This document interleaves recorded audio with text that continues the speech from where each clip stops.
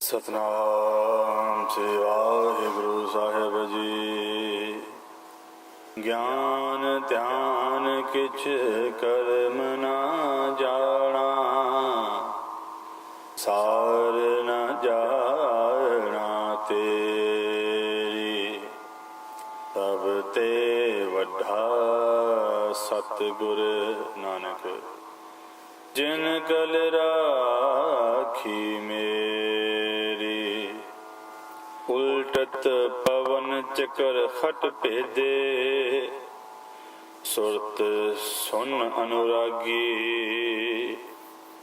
आवे ना जाए मरै ना जीवै, तास खोज बैरागी। मेरे मन मन ही उल्ट समाना, गुर प्रसाद अकल पई अवरै, ना तुर था बेगाना रहो। निवरै दूर दूर फुन निवरै, जिन जैसा कर मान्या। लौती का जैसे पया बरेडा, जिन पिया तिन जान्या। तेरी निर्गुण कथा काए स्यों कहिए, ऐसा कोई बबेकी। कहो कबीर जिन दिया पलीता, तिन तैसे चल देखी। तेरी निर्गुण कथा काए स्यों कहिए, ऐसा कोई बेबेकी। कहो कबीर जिन दिया पलीता, तिन तैसे छल देखी। वाहिगुरु जी का खालसा, वाहिगुरु जी की फतेह। धर्म चिंतन करने वाले अलग अलग लोगों ने उस निराकार तक पहुंचने वास्ते अलग अलग रस्तियां नूं जन्म दिता। अलग अलग धर्म ग्रंथ होंद विच लिआंदे गए, अलग अलग विचारधारावां सामने आईयां, अलग अलग मानतावां नूं मन्नण वाले अलग अलग लोकां दे अलग अलग तबके बनने शुरू होए। हरेक ने अपनी मत दे अनुसार उस निराकार बारे कुछ आख्या। हरेक ने अपनी मत अनुसार उस दी कथा का वर्णन किया। पर जिस प्रकार साहिब श्री गुरु ग्रंथ साहिब जी महाराज दे विच उस अकथ दी कथा कथी गई है, किसी होर धर्म ग्रंथ दे विच अज तक नहीं कथी गई, क्योंकि वो ग्रंथ अपनी अपनी मत दे अनुसार सन। पर ये ब्रह्म दा ज्ञान साहिब गुरु नानक देव जी महाराज ने भगतां दी बाणी एकत्रित करके ਅਤੇ गुरु साहबाना ने अपने अपने समय ते बाणी उस निराकार दी रच के उस दी मत का वर्णन किया। मन नूं साधन का बहुत एक अलग जो बहुत वड्डा विषय से उस बारे बहुत खुल के साहिब श्री गुरु ग्रंथ साहिब जी महाराज दे विच चर्चा की गई है। इस शब्द के अंदर राग गौड़ी दे विच भगत कबीर साहिब सिद्धां नूं समझाउंदे होए बचन करदे ने कि उल्टत पवन चक्कर खट भेदे, सुरत सुन अनुरागी। सिद्धां ने योग आसना दे द्वारा उस निराकार दे विच समाउण दीआं कोशिशां कीतीआं। पवन उल्टाउण दीआं जो विधियां सामने आईयां, क्योंकि प्राण वायु नूं उल्टाउणा नामुमकिन सी। हवा जिस तरह अंदर जाती है, जिस तरह बाहर आती है, ये प्रक्रिया इस ही तरह चल सकती है, इसनूं उल्टाया नहीं जा सकता। सो भोजन खाण उपरंत पाचन क्रिया द्वारा जो वायु पैदा होती है, उसनूं बजाए सही रस्ते दे निकल जाण दे उसनूं उल्टाउणा शुरू कर दिता। हुण ये सब नूं पता है कि जब गैस सिर नूं चढ़दी है तां की हुंदा, और ये नाभ कमल फुल 6 चक्कर होने, चक्कर 7 हो गए ने। खैर उस वे 6 प्रचलित सन। ਉਹਨਾਂ ਚੱਕਰਾਂ ਦੀ ਗੱਲ ਕੀਤੀ ਗਈ ਹੈ। ਗੁਰੂ ਗ੍ਰੰਥ ਸਾਹਿਬ ਮਹਾਰਾਜ ਦੇ ਵਿੱਚ ਵੀ ਕਾਫੀ ਇਸ ਪ੍ਰਕਾਰ ਦੇ ਬਚਨ ਨੇ, ਪਰ ਕਿਉਂਕਿ ਇਹ ਬਚਨ ਉਹਨਾਂ ਲੋਕਾਂ ਨੂੰ ਉਹਨਾਂ ਦੀ ਭਾਸ਼ਾ ਵਿੱਚ ਸਮਝਾਉਣ ਵਾਸਤੇ ਸਨ, ਗੁਰੂ ਸਾਹਿਬ ਇਸ ਪ੍ਰਕਾਰ ਦੇ ਕਿਸੇ ਵੀ ਕਿਰਿਆ ਦੀ ਪ੍ਰੋੜਤਾ ਨਹੀਂ ਕਰਦੇ। ਜਿਵੇਂ ਇੱਕ ਵਚਨ ਹੁੰਦਾ ਹੈ ਗੁਰੂ ਗ੍ਰੰਥ ਸਾਹਿਬ ਦੇ ਵਿੱਚ, ਕੁੰਡਲਨੀ ਸੁਰਜੀ ਸਤ ਸੰਗਤ ਪਰਮਾਨੰਦ ਗੁਰਮੁਖ ਨਚਾ। ਸਾਡੇ ਸ਼੍ਰੋਮਣੀ ਵਿਦਵਾਨਾਂ ਨੇ ਇਸ ਦੇ ਉੱਪਰ 6 ਤੋਂ ਜ਼ਿਆਦਾ ਸੀੜੀਆਂ ਗੱਡੀਆਂ ਨੇ। ਇੱਕੋ ਹੀ ਸ਼ਬਦ ਹੈ ਕੁੰਡਲਨੀ ਸੁਰਜੀ ਸਤ ਸੰਗਤ। ਉਹਦੇ ਵਿੱਚ ਵੀ ਇਹੋ ਹੀ ਦੱਸਿਆ ਗਿਆ ਕਿ ਨਾਭ ਵੀ ਦੇ ਥੱਲੇ ਇੱਕ ਨਾਭ ਕਮਲ ਹੈ, ਜੋ ਜਦੋਂ ਅਸੀਂ ਵਾਹਿਗੁਰੂ ਦੀ ਧੁਨੀ ਪੈਦਾ ਕਰਦੇ ਹਾਂ ਤਾਂ ਉਸ ਨਾਲ ਟਕਰਾ ਕੇ ਕਮਲ ਸਿੱਧਾ ਹੁੰਦਾ ਹੈ, ਫਿਰ ਸੁਰਤੀ ਤਾਂ ਚੜ੍ਹਦੀ ਹੈ। 6 ਚੱਕਰ 5 ਚੱਕਰ ਭੇਦ ਕੇ 6ਵੇਂ ਚੱਕਰ ਵਿੱਚ ਪਹੁੰਚਦੀ ਹੈ ਸਿਰ ਦੇ ਵਿੱਚ, ਜਿਸ ਨੂੰ ਤ੍ਰਿਕੁਟੀ ਆਖਿਆ, ਤਾਂ ਦਸਮ ਦੁਆਰ ਖੁੱਲਦਾ। ਪਰ ਗੁਰਬਾਣੀ ਦਾ ਫੈਸਲਾ ਹੈ ਕਿ ਤ੍ਰਿਕੁਟੀ ਦੇ ਵਿੱਚ ਦਸਮ ਦੁਆਰ ਨਹੀਂ ਹੁੰਦਾ। ਸਾਰੀ ਦੁਨੀਆ ਮੱਥੇ ਦੇ ਵਿੱਚ ਮੰਨੀ ਬੈਠੀ ਹੈ, ਪਰ ਗੁਰਬਾਣੀ ਨਹੀਂ ਮੰਨਦੀ। ਤ੍ਰਿਕੁਟੀ ਛੁੱਟਿਆ ਤਾਂ ਦਸਮ ਦੁਆਰ ਖੁੱਲ੍ਹਾ ਹੈ, ਤ੍ਰਿਕੁਟੀ ਛੁੱਟੇਗੀ ਤਾਂ ਦਸਮ ਦੁਆਰ ਖੁੱਲ੍ਹੇਗਾ, ਜੋ ਕਿ ਹਿਰਦੇ ਦੇ ਵਿੱਚ, ਦਿਲ ਦੇ ਸੱਜੇ ਪਾਸੇ। ਔਰ ਗੁਰਬਾਣੀ ਐਸੇ ਕਿਸੇ ਵੀ ਚੱਕਰ ਦਾ, ਨਾਭ ਕਮਲ ਦਾ ਜ਼ਿਕਰ ਨਹੀਂ ਕਰਦੀ, ਕਿਉਂਕਿ ਕੁੰਡਲਨੀ ਸੁਰਜੀ ਹੈ ਨਾ। ਸੁਰਤ ਸਿੱਧਾਂ ਦਾ ਆਖਣਾ ਸੀ ਕਿ ਸੁਰਤੀ ਸੱਪ ਦੀ ਤਰ੍ਹਾਂ ਕੁੰਡਲੀ ਮਾਰ ਕੇ ਬੈਠੀ ਹੈ। ਹਾਂ, ਸੱਪ ਕੁੰਡਲੀ ਮਾਰਦਾ, ਪਰ ਚੁਟਕੀ ਮਾਰ ਤਾਂ ਸਿੱਧਾ ਭੱਜੇਗਾ। ਸੱਪ ਉਲਝਿਆ ਨਹੀਂ ਹੁੰਦਾ, ਕੁੰਡਲੀ ਉਲਝੀ ਨਹੀਂ ਹੁੰਦੀ। ਇਹ ਕੋਈ ਚੀਜ਼ ਉਲਝੀ ਹੋਈ ਹੈ ਜੋ ਸਤ ਸੰਗਤ ਦੇ ਨਾਲ ਸੁਲਝਣੀ ਹੈ। ਇੱਥੇ ਕੁੰਡਲਨੀ ਬੁੱਧੀ ਵਾਸਤੇ ਆ, ਜਿਹੜੀ ਬੁੱਧੀ ਅਲੱਗ ਅਲੱਗ ਧਾਰਨਾਵਾਂ ਕਰਕੇ ਉਲਝੀ ਪਈ ਹੈ। ਅੱਜ ਅਸੀਂ ਵੀ ਉਲਝੇ ਹਾਂ ਕਿ ਕੀ ਸੱਚ ਕੀ ਹੈ, ਨਿਰਾਕਾਰ ਕੀ ਹੈ, ਬ੍ਰਹਮ ਕੀ ਹੈ, ਪਾਪ ਕੀ ਹੈ, ਪੁੰਨ ਕੀ ਹੈ, ਨਰਕ ਸੁਰਗ ਕੀ ਹੈ, ਧਰਮ ਰਾਜਾ ਦੂਤ, ਇਹ ਸਭ ਕੀ ਹੈ। ਹੁਣ ਇਹ ਜੋ ਉਲਝੀ ਹੋਈ ਬੁੱਧੀ ਸੁਲਝਣੀ ਕਿਵੇਂ ਹੈ? ਸਤ ਸੰਗਤ ਕਰਕੇ। ਸਤ ਸੰਗਤ ਕੈਸੀ ਜਾਣੀ ਹੈ? ਜਿੱਥੇ ਇੱਕੋ ਨਾਮ ਵਖਾਣੀ ਹੈ। ਚੱਕਰਾਂ ਦੀ ਗੱਲ ਨਹੀਂ, ਨਾ ਹੀ ਕਿਸੇ ਨਾਮ ਕਮਲ ਦੀ ਗੱਲ ਹੈ। ਕਿਉਂਕਿ ਗੁਰੂ ਗ੍ਰੰਥ ਸਾਹਿਬ ਮਹਾਰਾਜ ਨੂੰ ਹੋਰਨਾਂ ਗ੍ਰੰਥਾਂ ਦੇ ਵਿੱਚੋਂ ਸਮਝਿਆ ਜਾ ਰਿਹਾ, ਸੋ ਇਸ ਵਾਸਤੇ ਜੋ ਦੂਸਰੇ ਗ੍ਰੰਥਾਂ ਦੇ ਵਿੱਚ ਲਿਖਿਆ ਉਹਦਾ ਪ੍ਰਭਾਵ ਸਾਡੇ ਤੇ ਪੈ ਜਾਂਦਾ। ਇੱਥੇ ਵੀ ਕੁਝ ਇਸੇ ਹੀ ਪ੍ਰਕਾਰ ਹੋਇਆ। ਉਲਟਤ ਪਵਨ ਚੱਕਰ ਖਟ ਭੇਦੇ ਸੁਰਤ ਸੁਨ ਅਨੁਰਾਗੀ। ਇੱਥੇ ਪਵਨ ਦਾ ਅਰਥ ਬਾਜ਼ ਔਕਾਤ ਹਵਾ ਕੀਤਾ ਜਾਂਦਾ ਹੈ, ਪਰ ਨਹੀਂ, ਇੱਥੇ ਪਵਨ ਦਾ ਅਰਥ ਮਨ ਹੀ ਆਏਗਾ। ਗੁਰੂ ਗ੍ਰੰਥ ਸਾਹਿਬ ਮਹਾਰਾਜ ਦੇ ਵਿੱਚ ਪਵਨ 2 ਪ੍ਰਕਾਰ ਕਰਕੇ ਆਇਆ, ਇੱਕ ਤੇ ਵਾਯੂ ਔਰ ਇੱਕ ਮਨ। ਅਸੀਂ ਅਰਥਾਂ ਨੂੰ ਸੋਧਣਾ ਹੈ ਗੁਰਬਾਣੀ ਦੇ ਅਨੁਸਾਰ। ਜਿਸ ਤਰ੍ਹਾਂ ਇੱਕ ਹੋਰ ਬਚਨ ਭਗਤ ਕਬੀਰ ਸਾਹਿਬ ਦਾ ਕਿ ਇਸ ਮਾਟੀ ਮੈਂ ਪਵਨ ਸਮਾਇਆ।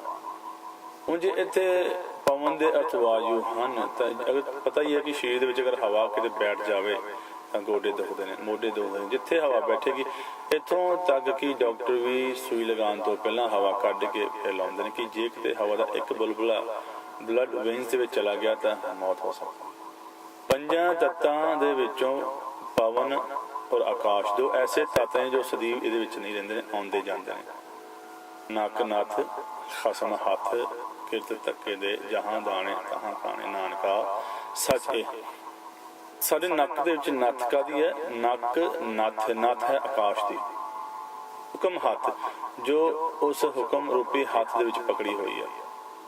ਅਸੀਂ ਬ੍ਰਹਿਮੰਡ ਦੇ ਵਿੱਚ ਜਿੱਥੇ ਮਰਜ਼ੀ ਭੱਜੀਏ, ਇਸ ਆਕਾਸ਼ ਤੋਂ ਬਾਹਰ ਨਹੀਂ ਜਾ ਸਕਦੇ। ਆਕਾਸ਼ ਤੋਂ ਬਾਹਰ ਸਾਇੰਸ ਜਿਤਨੀ ਵੀ ਤਰੱਕੀ ਕਰ ਲਵੇ, ਪੂਰਾ ਬ੍ਰਹਿਮੰਡ ਜੋ ਲਗਾ ਲਵੇ, ਆਕਾਸ਼ ਤੋਂ ਬਾਹਰ ਨਹੀਂ ਜਾ ਸਕਦਾ, ਕਿਉਂਕਿ ਗੁਰਬਾਣੀ ਦਾ ਫੈਸਲਾ ਹੈ ਨੱਕ ਨੱਥ। ਨੱਕ ਦੇ ਵਿੱਚ ਨੱਥ ਪਈ ਹੈ ਆਕਾਸ਼ ਦੀ।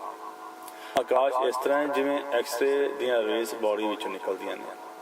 ਤਾਰ ਤੇ ਕੱਪੜਾ ਪਾ ਕੇ ਕੱਪੜਾ ਸਰਕਾਵਾਂਗੇ ਤੇ ਕੱਪੜੇ ਵਿੱਚੋਂ ਤਾਰ ਨਿਕਲੇਗੀ। ਇਸੇ ਤਰ੍ਹਾਂ ਆਕਾਸ਼ ਸਰੀਰ ਦੇ ਵਿੱਚੋਂ ਨਿਕਲਦਾ ਰਹਿੰਦਾ, ਨਵਾਂ ਆਕਾਸ਼ ਆਉਂਦਾ, ਪੁਰਾਣਾ ਨਿਕਲੀ ਜਾਂਦਾ ਨਾਲ ਨਾਲ। ਕਿਉਂਕਿ ਅਸੀਂ ਆਕਾਸ਼ ਵਿੱਚ ਸਫ਼ਰ ਕਰਨਾ, ਸਾਡਾ ਜੋ ਧਰਤੀ ਹੈ ਆਕਾਸ਼ ਦੇ ਵਿੱਚ ਘੁੰਮ ਰਹੀ ਹੈ, ਉੱਡ ਰਹੀ ਹੈ, ਅਸੀਂ ਆਕਾਸ਼ ਦੇ ਵਿੱਚ ਉੱਡ ਰਹੇ ਹਾਂ, ਆਕਾਸ਼ ਵਿੱਚੋਂ ਨਿਕਲਦਾ ਰਹਿੰਦਾ। ਇਸੇ ਕਰਕੇ ਬਹੁਤ ਦਫਾ ਇਸ ਤਰ੍ਹਾਂ ਹੁੰਦਾ ਹੈ ਕਿ ਬਹੁਤ ਉੱਚੀ ਬਿਲਡਿੰਗ ਤੇ ਕੋਈ ਡਿੱਗ ਪਵੇ ਜਾਂ ਛਾਲ ਮਾਰੇ ਤਾਂ ਰਸਤੇ ਦੇ ਵਿੱਚ ਹੀ ਹਾਰਟ ਫੇਲ ਹੋ ਜਾਂਦਾ, ਜ਼ਮੀਨ ਤੇ ਸਿਰ ਲਾਸ਼ ਡਿੱਗਦੀ। ਕਿਉਂਕਿ ਜੀਵ ਆਕਾਸ਼ ਦੇ ਨਾਲ ਜੁੜਿਆ ਹੋਇਆ ਹੈ, ਨਾ ਕਿ ਇਸ ਮਾਇਆ ਵਿੱਚ ਸਰੀਰ ਦੇ ਨਾਲ। ਕਿਉਂਕਿ ਮਾਇਆ ਦੇ ਤੱਤਾਂ ਹੋਣ ਕਰਕੇ ਇਸ ਦੀ ਰਫ਼ਤਾਰ ਜ਼ਿਆਦਾ ਹੈ, ਔਰ ਜੀਵ ਆਕਾਸ਼ ਨਾਲ ਜੁੜਿਆ ਹੋਣ ਕਰਕੇ ਇਸ ਦੀ ਰਫ਼ਤਾਰ ਨੂੰ ਫੋਲੋ ਅਪ ਨਹੀਂ ਕਰ ਸਕਦਾ, ਸੋ ਉੱਤੇ ਰਹਿ ਜਾਂਦਾ। ਪਿੰਡਾਂ ਦੇ ਵਿੱਚ ਅਸੀਂ ਪਹਿਲਾਂ ਮੇਲੇ ਲੱਗਦੇ ਸਨ ਜਿੱਥੇ ਗੋਲ ਵੀਲ ਝੂਲੇ ਚੱਲਦੇ ਸਨ। ਉਹ ਜਦੋਂ ਦਾ ਝੂਲਾ ਉੱਪਰ ਜਾਂਦਾ ਉਸ ਤਰ੍ਹਾਂ ਦਾ ਠੀਕ ਮਹਿਸੂਸ ਹੁੰਦਾ, ਪਰ ਜਦੋਂ ਝੂਲਾ ਇੱਕਦਮ ਥੱਲੇ ਆਉਂਦਾ ਤਾਂ ਇੱਕਦਮ ਹੌਲ ਪੈਂਦਾ, ਸਭ ਕੁਝ ਤਾਂ ਨੂੰ ਆਉਂਦਾ। ਉਹ ਜੋ ਤਾਂ ਨੂੰ ਆਉਂਦਾ ਉਹ ਜੀਵ ਹੈ, ਕਿਉਂਕਿ ਆਕਾਸ਼ ਨਾਲ ਜੁੜਿਆ ਹੋਇਆ। ਆਕਾਸ਼ ਵੀ ਸਰੀਰ ਵਿੱਚੋਂ ਨਿਕਲਦਾ ਰਹਿੰਦਾ ਲਗਾਤਾਰ, ਹਵਾ ਵੀ ਆਉਂਦੀ ਜਾਂਦੀ ਰਹਿੰਦੀ। ਜਿੱਥੇ ਹਵਾ ਬਹਿ ਜਾਏਗੀ ਉੱਥੇ ਦਰਦਾਂ ਸ਼ੁਰੂ ਹੋ ਜਾਣਗੀਆਂ। ਇੱਥੇ ਕਬੀਰ ਸਾਹਿਬ ਦਾ ਬਚਨ ਹੈ ਕਿ ਉਲਟਤ ਪਵਨ, ਜਦ ਮਨ ਮਾਇਆ ਤੋਂ ਉਲਟਦਾ ਹੈ ਨਾ, ਚੱਕਰ ਖੱਟ ਭੇਦੈ, 6 ਦੇ 6 ਚੱਕਰਾਂ ਨੂੰ ਭੇਦ ਦਿੰਦਾ। ਇਹ 6 ਚੱਕਰ ਕਿਹੜੇ ਨੇ? ਅਸੀਂ ਕੀਰਤਨ 16 ਸਾਲ ਦੇ ਵਿੱਚ ਹਰ ਰੋਜ਼ ਪੜ੍ਹਦੇ ਹਾਂ, 6 ਘਰ, 6 ਗੁਰ, 6 ਉਪਦੇਸ਼। ਇੱਥੇ ਵੀ ਬਾਜ਼ ਔਕਾਤ ਅਰਥ ਇਸ ਤਰ੍ਹਾਂ ਕੀਤੇ ਜਾਂਦੇ ਨੇ ਕਿ 6 ਗ੍ਰੰਥ ਨੇ, 6 ਗ੍ਰੰਥਾਂ ਨੂੰ ਲਿਖਣ ਵਾਲੇ ਵੀ 6 ਗੁਰੂ ਨੇ, ਔਰ 6 ਗ੍ਰੰਥਾਂ ਦਾ ਗਿਆਨ ਅਲੱਗ ਅਲੱਗ ਹੈ। ਪਰ ਅਗਲੀ ਪੰਕਤੀ ਇਸ ਤਰ੍ਹਾਂ ਦੱਸਦੀ ਹੈ ਕਿ ਗੁਰ ਗੁਰ ਇੱਕੋ ਹੀ ਗੁਰੂ ਹੈ, ਵੇਸ ਅਨੇਕ, ਵੇਸ ਅਲੱਗ ਅਲੱਗ ਨੇ ਪਰ ਗ੍ਰੰਥਾਂ ਦੇ ਗੁਰੂ ਤੇ ਅਲੱਗ ਅਲੱਗ ਨੇ। ਇੱਥੇ 6 ਗਿਆਨ ਇੰਦਰੀਆਂ ਦੀ ਗੱਲ ਕੀਤੀ ਗਈ ਹੈ। ਸੰਸਾਰ 5 ਮੰਨਦਾ ਹੈ, ਇਸ ਵਾਸਤੇ ਸਾਡੇ ਵਿੱਚ ਵੀ 5 ਹੀ ਪ੍ਰਚਲਿਤ ਨੇ, ਪਰ ਗੁਰਬਾਣੀ 6 ਮੰਨਦੀ ਹੈ ਕਿਉਂਕਿ ਸਾਡੇ ਕੋਲ ਜੋ ਗਿਆਨ ਹੈ ਉਹ ਚੇਤਨ ਦਾ ਗਿਆਨ ਹੈ। ਜੋ ਗੁਰਬਾਣੀ ਦਾ ਗਿਆਨ ਹੈ ਉਹ ਚੇਤਨ ਦਾ ਗਿਆਨ ਹੈ। ਜੜ ਤੇ ਹੈ, 5 ਗਿਆਨ ਇੰਦਰੀ ਨੇ, ਉਹ ਜੜ ਨੇ। ਸ਼ਬਦ, ਰਸ, ਰੂਪ, ਗੰਧ, ਇਸ ਪ੍ਰਕਾਰ 5 ਸਾਡੇ ਗਿਆਨ ਇੰਦਰੀ ਗਿਣੇ ਜਾਂਦੇ ਨੇ। ਅੱਖਾਂ ਦੇਖਦੀਆਂ ਨੇ, ਨੱਕ ਸੁੰਘਦਾ ਹੈ, ਜ਼ੁਬਾਨ ਸਵਾਦ ਲੈਂਦੀ, ਕੰਨ ਸੁਣਦੇ, ਹੱਥ ਸਪਰਸ਼ ਕਰਦੇ ਨੇ। ਪਰ ਬਾਜ਼ੋ ਘੱਟ ਹੱਥ ਤੇ ਹੁੰਦੇ ਨੇ ਪਰ ਕੁਝ ਸਪਰਸ਼ ਨਹੀਂ ਕਰ ਪਾਉਂਦੇ ਕਿਉਂਕਿ ਉਹਨਾਂ ਵਿੱਚ ਚੇਤਨ ਸੱਤਾ ਕੰਮ ਨਹੀਂ ਕਰਦੀ, ਅਪਾਹਜ ਹੁੰਦਾ। ਬਾਜ਼ੋ ਘੱਟ ਅਸੀਂ ਕੁਝ ਦੇਖ ਰਹੇ ਹੁੰਦੇ ਹਾਂ, ਤੁਰੇ ਜਾਂਦੇ ਹਾਂ, ਸਾਹਮਣੇ ਪੱਥਰ ਪਿਆ ਵਾ, ਨਜ਼ਰ ਨਹੀਂ ਆਉਂਦਾ, ਛੇੜੇ ਲੱਗ ਜਾਂਦਾ। ਅੱਖਾਂ ਤੇ ਖੁੱਲੀਆਂ ਨੇ ਪਰ ਚੇਤਨਾ ਉਸ ਵੇਲੇ ਅੱਖਾਂ ਦੇ ਵਿੱਚ ਨਹੀਂ ਹੈ, ਪੱਥਰ ਨਜ਼ਰ ਨਹੀਂ ਆਉਂਦਾ। ਕੋਈ ਚੀਜ਼ ਸੁਣ ਰਹੇ ਹਾਂ, ਕੋਈ ਦੋਸਤ ਸਾਡੇ ਨਾਲ ਗੱਲਾਂ ਕਰ ਰਿਹਾ, ਅਸੀਂ ਗੱਲਾਂ ਤੇ ਕਰ ਰਹੇ ਹਾਂ ਪਰ ਧਿਆਨ ਕਿਤੇ ਚਲਾ ਜਾਂਦਾ ਤਾਂ ਉਹਦੀ ਗੱਲ ਸੁਣਾਈ ਵੀ ਦੇਣੋਂ ਹਟ ਜਾਂਦੀ ਹੈ। ਫਿਰ ਕਹਿਣਾ ਪੈਂਦਾ ਵੀ ਦੋਸਤਾਂ ਇੱਕ ਦਫਾ ਫਿਰ ਦੱਸ ਕੀ ਆਖਿਆ, ਮੈਂ ਸੁਣਿਆ ਨਹੀਂ, ਕੰਨ ਤੇ ਖੁੱਲੇ ਨੇ, ਸੁਣਿਆ ਕਿਉਂ ਨਹੀਂ? ਕਿਉਂਕਿ ਚੇਤਨਾ ਕੰਨਾਂ ਵਿੱਚ ਨਹੀਂ ਹੈ। 5 ਗਿਆਨ ਇੰਦਰੀ ਤੇ ਇਹ ਤੇ 6ਵਾਂ ਚੇਤਨ ਜੋ ਇਹਨਾਂ ਦੇ ਵਿੱਚ ਕੰਮ ਕਰਦਾ ਹੈ। ਗੁਰ ਗੁਰ ਏਕੋ, ਵੇਸ ਅਨੇਕ। ਕਿਵੇਂ? ਜਿਵੇਂ ਵਿਸਵੇ, ਚੱਸਿਆਂ, ਘੜੀਆਂ, ਪਹਿਰਾਂ, ਥਿਤ ਤਿਵਾਰੀ, ਮਾਹ ਹੋਵਾ, ਸੂਰਜ ਏਕੋ, ਰੁੱਤ ਅਨੇਕ, ਨਾਨਕ ਕਰਤੇ ਕੇ ਕੇਤੇ ਵੇਸ। ਜਿਵੇਂ ਸਮਾਂ ਤੇ ਇੱਕ ਹੀ ਹੈ ਪਰ ਸਮੇਂ ਦੀਆਂ ਵੰਡਾਂ ਨੇ ਅਲੱਗ ਅਲੱਗ। ਵਿਸਵੇ ਨੇ, ਚੱਸੇ ਨੇ, ਘੜੀਆਂ ਨੇ, ਪਹਿਰ ਨੇ, ਦਿਨ ਨੇ, ਹਫ਼ਤੇ ਨੇ, ਮਹੀਨੇ ਨੇ, ਸਾਲ ਨੇ, ਸਮਾਂ ਤਾਂ ਇੱਕੋ ਹੀ ਹੈ। ਇਸੇ ਤਰ੍ਹਾਂ ਜੋ ਗਿਆਨ ਦੇਣ ਵਾਲਾ ਉਹ ਤੇ ਇੱਕੋ ਹੀ ਹੈ, ਚੇਤਨ ਇੱਕ ਹੈ, ਪਰ 5 ਦੇ ਵਿੱਚ ਅਲੱਗ ਅਲੱਗ ਕੰਮ ਕਰਦਾ ਹੈ। ਤੁਸੀਂ ਇੱਕ ਹੀ ਟਾਈਮ ਤੇ ਕੁਛ ਹੋਰ ਸੁਣਦੇ ਹੋਏ, ਕੁਛ ਹੋਰ ਬੋਲਦੇ ਹੋਏ, ਕੁਛ ਹੋਰ ਲਿਖ ਨਹੀਂ ਸਕਦੇ। ਜੋ ਸੁਣੋਗੇ, ਜੋ ਬੋਲੋਗੇ ਉਹੀ ਲਿਖੋ, ਵੀ ਚੇਤਨਾ ਉਹੀ ਕੰਮ ਕਰ ਰਹੀ ਹੈ। ਚੱਕਰ ਕਿਵੇਂ ਇਹਨਾਂ ਨੂੰ ਆਖਿਆ ਗੁਰਬਾਣੀ ਨੇ ਕਿ ਅੱਖਾਂ ਨੇ ਕੋਈ ਘਰ ਦੇਖਿਆ, ਘਰ ਪਹੁੰਚ ਤੋਂ ਬਹੁਤ ਬਾਹਰ ਹੈ। ਹੁਣ ਮਾਇਆ ਦਾ ਭਰਮ ਪੈ ਗਿਆ, ਇੱਕ ਹੋਰ ਭਰਮ ਮਾਇਆ ਦੇ ਚੱਕਰਾਂ 'ਚ ਇਨਸਾਨ ਪੈ ਕੇ ਲਗਾਤਾਰ ਖੱਪ ਰਿਹਾ। ਜੋ ਦਿੱਤਾ ਤੂੰ ਸੰਤੁਸ਼ਟ ਨਹੀਂ ਹੈ, ਜੋ ਨਹੀਂ ਹੈ ਉਹਦੇ ਕਰਕੇ ਦੁਖੀ ਹੈ। ਕੰਨਾਂ ਨੇ ਕੁਝ ਗਲਤ ਸੁਣ ਲਿਆ, ਚੱਕਰਾਂ 'ਚ ਪੈ ਗਿਆ। ਜ਼ੁਬਾਨ ਰਸਾਂ ਕਸਾਂ ਚੱਕਰਾਂ 'ਚ ਪਈ ਹੋਈ ਹੈ। ਜੋ ਚੱਕਰ ਸਿੱਧਾਂ ਨੇ ਪ੍ਰਚਾਰੇ ਨੇ ਗੁਰਬਾਣੀ, ਉਹਨਾਂ ਚੱਕਰਾਂ ਤੋਂ ਮੁਨਕਰ ਹੈ। 6 ਚੱਕਰ ਕਿਹੜੇ ਨੇ? ਜਿਹੜੇ ਸਾਡੇ 6 ਗਿਆਨ ਇੰਦਰੀ ਨੇ। ਜਦ ਮਨ ਮਾਇਆ ਤੋਂ ਉਲਟ ਕੇ ਆਪਣੇ ਮੂੰਹ 'ਚ ਸਮਾਏਗਾ ਤਾਂ 6 ਦੇ 6 ਚੱਕਰ ਹੀ ਭੇਦੇ ਜਾਣਗੇ। ਨਾ ਅੱਖਾਂ ਪਰਤੇ ਰੂਪ ਤੱਕਣਗੀਆਂ, ਨਾ ਹੀ ਕੰਨ ਪਰਨਿੰਦਾ ਨੂੰ ਸੁਣਨਗੇ, ਨਾ ਹੀ ਜ਼ੁਬਾਨ ਪਰਨਿੰਦਾ ਬੋਲੇਗੀ, ਨਾ ਹੀ ਹੱਥ ਪਰ ਮਾਇਆ ਵੱਲ ਵਧਣਗੇ। 6 ਦੇ 6 ਚੱਕਰ ਮਨ ਦੇ ਮਾਇਆ ਤੋਂ ਉਲਟਦਿਆਂ ਹੀ ਛੇਦ ਆਪਣੇ ਆਪ ਭੇਦੇ ਜਾਣਗੇ। ਤੇ ਜਿਹੜੀ ਸੁਰਤ ਹੈ, ਜਿਹੜੀ 6ਵੀਂ ਜਿਹੜੀ ਚੇਤਨ ਹੈ, ਜਿਹੜੀ ਸੁਰਤ ਕਦੀ ਕੰਨਾਂ 'ਚ ਕੰਮ ਕਰਦੀ ਤਾਂ ਸੁਣਦਾ, ਅੱਖਾਂ 'ਚ ਕੰਮ ਕਰਦੀ ਤਾਂ ਦਿਖਦਾ ਹੈ, ਜ਼ੁਬਾਨ 'ਚ ਕੰਮ ਕਰਦੀ ਤਾਂ ਇਨਸਾਨ ਬੋਲਦਾ, ਹੱਥਾਂ 'ਚ ਆਉਂਦੀ ਤਾਂ ਇਨਸਾਨ ਸਪਰਸ਼ ਕਰ ਸਕਦਾ, ਲਿਖ ਸਕਦਾ। ਸੁਰਤ ਇਸ ਤਰ੍ਹਾਂ ਸੁੰਨ ਹੁੰਦੀ ਹੈ ਕਿ ਬਿਲਕੁਲ ਹੀ ਉਹਦੀ ਅਨੁਰਾਗੀ ਹੋ ਜਾਂਦੀ ਹੈ ਹੁਕਮ ਦੀ। ਇੱਥੇ ਨਾ ਰਾਗ ਹੈ, ਨਾ ਬੈਰਾਗ ਹੈ, ਇੱਥੇ ਅਨੁਰਾਗ ਹੈ। ਪਰਮੇਸ਼ਰ ਦੇ ਹੁਕਮ ਦੀ ਅਨੁਰਾਗੀ ਹੋ ਕੇ ਚੱਲਦੀ ਹੈ, ਹੁਕਮ ਦੇ ਵਿੱਚ ਆ ਜਾਂਦੀ ਹੈ। ਕਿਉਂਕਿ ਸਿੱਧ ਆਪਣੀ ਸੁਰਤ ਨੂੰ ਸੁੰਨ ਕਰਿਆ ਕਰਦੇ ਸਨ ਸਾਰੀਆਂ ਇੱਛਾਵਾਂ ਤੋਂ। ਸਭ ਕੁਝ ਸੁੰਨ ਹੋਣ ਦੇ ਬਾਵਜੂਦ ਵੀ ਇੱਕ ਇੱਛਾ ਤੇ ਫਿਰ ਬਚ ਗਈ, ਸੁਰਤ ਨੂੰ ਸੁੰਨ ਕਰਨ ਦੀ ਇੱਛਾ। ਇੱਛਾਵਾਂ ਸਾਰੀਆਂ ਤਾਂ ਸੁੰਨ ਨਹੀਂ ਨਾ ਹੋਈਆਂ, ਸੁੰਨ ਕਰਨ ਦੀ ਇੱਛਾ ਕਰਕੇ ਹੀ ਸਾਰੇ ਹੀ ਇੱਛਾਵਾਂ ਸੁੰਨ ਕੀਤੀਆਂ ਨੇ। ਇੱਛਾਵਾਂ ਤੇ ਸੁੰਨ ਹੋਈਆਂ, ਪਰ ਜੋ ਸੁੰਨ ਕਰਨ ਦੀ ਇੱਛਾ ਉਹ ਅਜੇ ਵੀ ਪ੍ਰਬਲ ਹੈ। ਜਦ ਮਨ ਮਾਇਆ ਤੋਂ ਉਲਟੇਗਾ ਤਾਂ ਸਾਰੇ ਹੀ ਹੀਲਿਆਂ ਵਸੀਲਿਆਂ ਤੋਂ ਆਪਣੇ ਆਪ ਛੁਟਕਾਰਾ ਹੋਏਗਾ। ਜਿਹੜੀ ਸੁਰਤ ਹੈ ਉਹ ਪਰਮੇਸ਼ਰ ਦੇ ਰੰਗ ਵਿੱਚ ਰੰਗੀ ਹੋਈ ਉਹਦੇ ਅਨੁਰਾਗੀ ਚੱਲੇਗੀ। ਨਾ ਰਾਗ, ਨਾ ਉੱਥੇ ਮੰਗ ਹੋਏਗਾ, ਨਾ ਬੇਰਾਗ ਹੋਏਗਾ, ਉੱਥੇ ਸਿਰਫ ਅਨੁਰਾਗ ਹੋਏਗਾ। ਫਿਰ ਚਾਹੇ ਤਵੀ ਤੇ ਬੈਠੇ ਹੋਈਏ ਤਾਂ ਵੀ ਭਾਣਾ ਮਿੱਠਾ ਲੱਗੇਗਾ, आरा चलेगा सिर ते आरा मिठा लगेगा, बंद बंद कट्टे जाणगे तां भी पाना मिठा लगेगा। सुरत सुन अनुरागी। कबीर साहब कहते खोजना किनू हो। जिस तरह साढ़े प्रचार अंदर भी कुछ दूसरा आ गया है, कोई इसनूं रब जी आखदा है, कोई कुछ आखदा है। खोजना किसी दूसरे नूं नहीं है, खोजना घट ही खोजो भाई, खोजना अपने अंदर है। जिसनूं खोजना वो तो अंदर है, खोजना अपने चित्त नूं है, खोजना उस राम नूं है जो साह लै रहा है, खोजना अपने मन नूं जो कामनावां पैदा कर रहा है। खोजांगे तां ही रोकांगे। खोजना उस सतगुर नूं है जो सदा जागदा है। सतगुर जागता है देव, सदा जागता है, सौंदा ही नहीं है, लगातार निरंतर एक साह लै रहा है। सुते उठते हैं तब ज्ञान करांदा है कि राती तू सुता सी, सुपना आउंदा है तो उदास है कि तेन सुपना आया सी। कबीर साहब कहते हैं कौन है जिसनूं खोजना है? आवे ना जाए, ना वो आउंदा है ना वो जांदा, मरे ना जीवे, ना वो मरदा है ना वो जिंदा, तास खोज बैरागी उसनूं खोज। सतगुर मेरा सदा सदा ना आवे ना जाए, वो अविनाशी पुरख है सब में रह समाई, उसनूं खोजना। समाना किहदे विच? मेरे मन मन ही उल्ट समाना। कबीर साहब अपने मन को समझाते हुए सारे लोगों को समझा रहे हैं कि मन ने ही उल्ट के समाना। उल्टिया तो चित्त हो गया, मन ने चित्त दे विच समाना है उल्ट के। साहिब श्री गुरु ग्रंथ साहिब जी महाराज दे विच मन नूं जितन दियां विधियां ने। मन जित्तिया गया तो उसने संसार के विचरना किवें, उहदा ज्ञान साहिब श्री दसम ग्रंथ महाराज दे विच। इस वास्ते साहिब श्री दसम ग्रंथ महाराज दे विच मन बारे बहुत घट है। पूर्ण होए चित्त की इच्छा है, एक चित्त जो एक क्षण ध्यायो काल फास के बीच में। पंक्ति तो बहुत छोटी जी है, पर गौर करने वाली गल कि मन है ही नहीं, मन मरिया हुआ है। एक चित्त है, एक चित्त होके मन मार के, एक चित्त होके मेरे मन मन ही उल्ट समाना। जब मन उल्ट गया माया तो अपने मूल समा गया। गुर प्रसाद अकल भई आवरे नातर था बेगाना रहा। कबीर साहब कहते हैं कि जब पढ़िया या खोजा उस ज्ञान ने इस बारे ज्ञान करवाया मन बारे, अकल होर दी होर ही हो गई। कहते नहीं तो मैं अपने आप तो बेगाना सी, अपने आप का मैनूं ज्ञान ही कोई नहीं सी। इको एक गुरमत की पढ़ाई ऐसी है जो अकल दे नाल हम अकली साहब से भी है। अपने मूल नाल जुड़ना भी है तो अकल दे नाल, कुछ सुनना भी है तो अकल दे नाल, कुछ मनना भी है तां भी अकल दे नाल। सिर्फ और सिर्फ गुरु ग्रंथ साहिब महाराज दे विच ही बुद्ध बारे कुछ गल कीती गई है, पर साडे प्रचार के अंदर अज बुद्धि का और अकल का प्रचार बहुत घट है। गुरु ग्रंथ साहिब महाराज दे विच विवेक बुद्ध पूर्ण अकल की गल कीती गई है। बिना विवेक बुद्ध के बिना अकल के ना तां गुरबाणी समझी जा सकती है, ना ही मन्नी जा सकती है, ना ही पढ़ी जा सकती, ना ही प्रचारी जा सकती है। गुर प्रसाद अकल पई अवरै नातर था बेगाना, कि ज्ञान हो गया। जब ज्ञान हो गया तो अकल होर दी होर ही हो गई, नहीं तो अपने मूल तो बेगाना सी।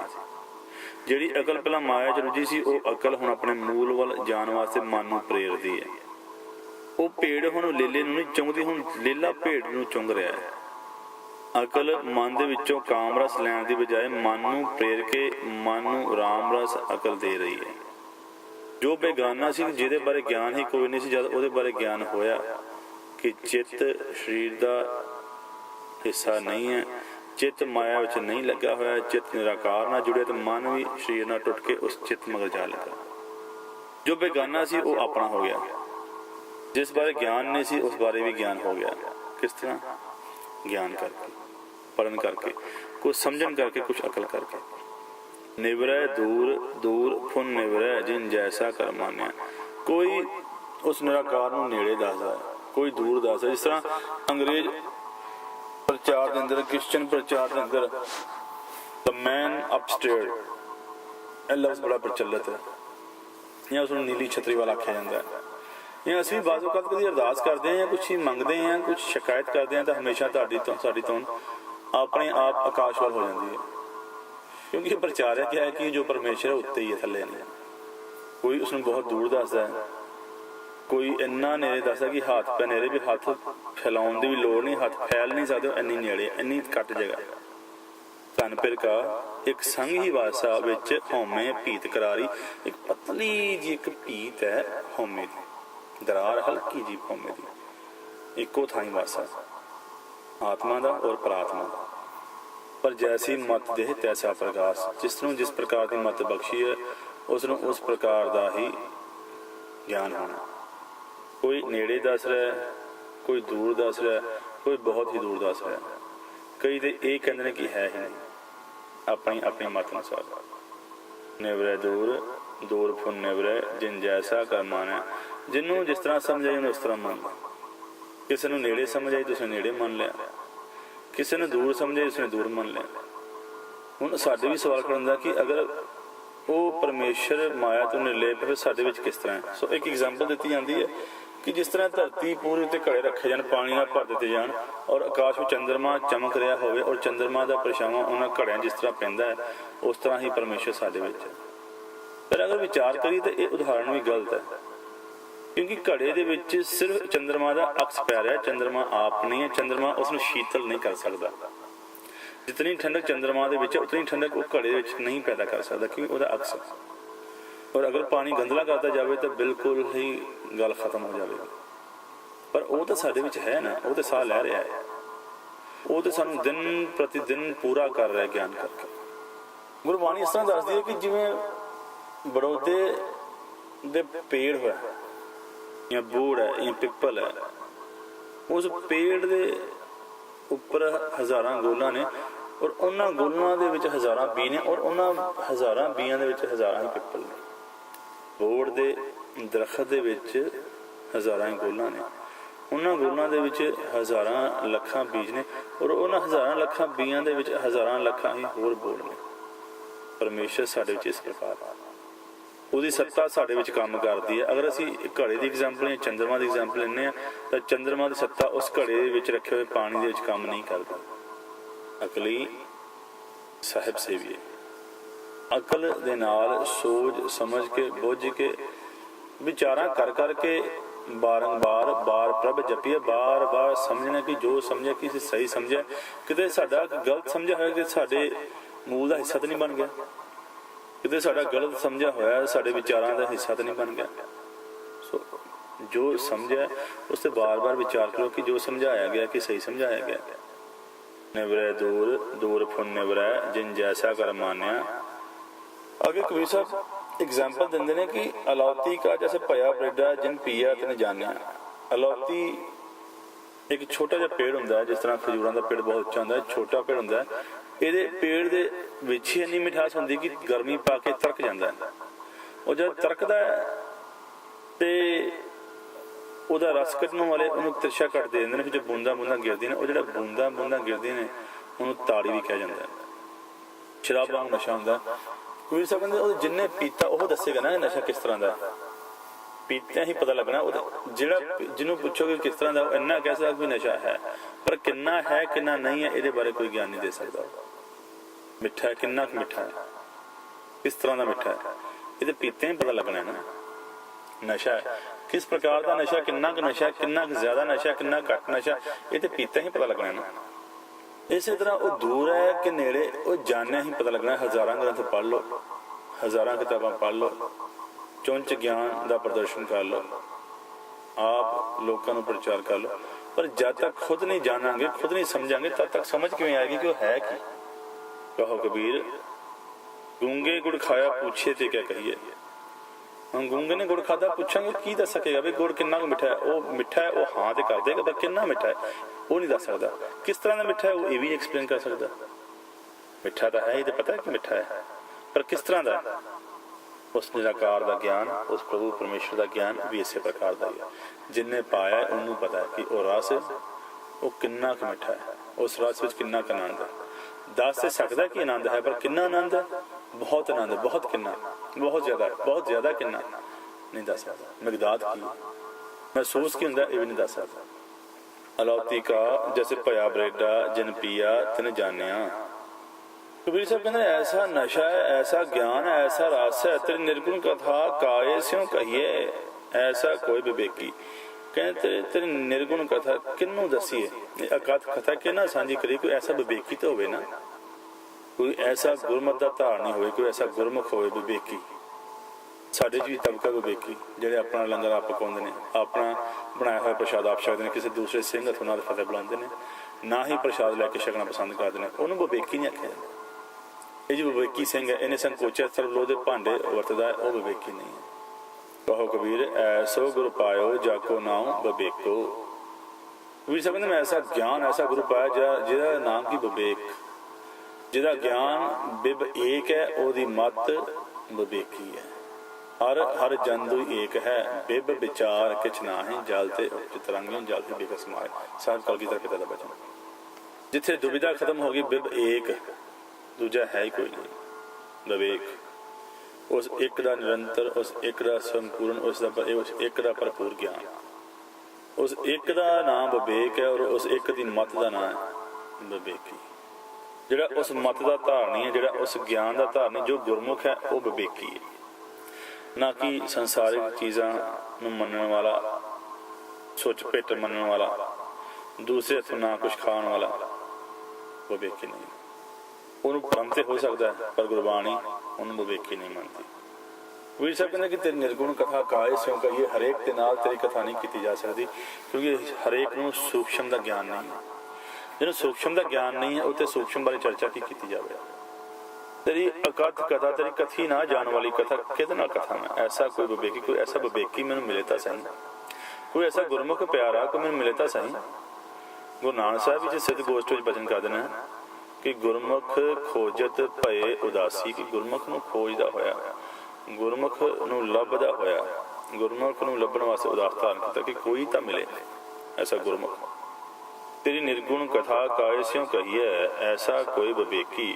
कहो कबीर जिन दिया पलेता तिन तैसी चल देखी। जिन्हें जिस प्रकार का पलेता, जिन्हें जिस प्रकार का ज्ञान, जिन्हें जिस प्रकार की गल, जिन्हें जिस प्रकार का पंथ धारण किया है, उसने उस ही तरह चल देखी है। कोई उसने मूर्तियां भी देखने की कोशिश करता है, कोई मक्के काबा शरीफ भी देखने की कोशिश करता है, कोई जीसस नूं शरीफ ते टंगे होए नूं चित्र के उन्होंने देखने की कोशिश करता है, कोई हवा नूं उल्टा के बैठा होया उसकी कोशिश कर रहा है, कोई गंगा विच नहाउण जांदा उसकी कोशिश कर रहा है। जिन्होंने जिस प्रकार का ज्ञान, जिस प्रकार का पलीता लगा है, उस ही प्रकार की उस किस्म की उन्हें चल देखी, उन्ना की ज्ञान उन्नी की झलक देखी है जिन्ना की ज्ञान किसी को है। जिस तरह का सुनिया उस तरह की झलक देखी है। ये झलक अखां करके नहीं, ये अकल करके देखने की गल की गई थी। अलग अलग मत्तां ने, अलग अलग मानतावां ने, अलग अलग ज्ञान और अलग अलग दर्शन ने। भगत कबीर साहब इस शब्द दे विच मन उलटन, परमेश्वर के अनुरागी होण अते उसकी उस निराकारी कथा बारे वचन कर रहे हैं। गुरबाणी नूं खोजिए, गुरबाणी के शब्द ते विचार करिए, ताकि असी भी उस अवस्था वो चल देख सकीए जो चल भगत कबीर साहब ने देखी सी, वो चल देखिए जो चल गुरु नानक साहब ने देखी सी। उस निराकार के दर्शन करिए जिसे दर्शन साहब कलगीधर पिता ने कीते सी। उस अवस्था में पहुंचिए जिस अवस्था बारे साहब कलगीधर पिता वचन करते हैं कि हर हर जन दो एक है, बिब विचार किछ नाहि, जल ते उपज तरंग ज्यों जल ही विहै समान। उस अवस्था तक पहुंची जिथे भगत कबीर साहब कहते हैं कि संतन संग कबीरा बिगड़ियो, सो कबीर रामै होए निबरियो।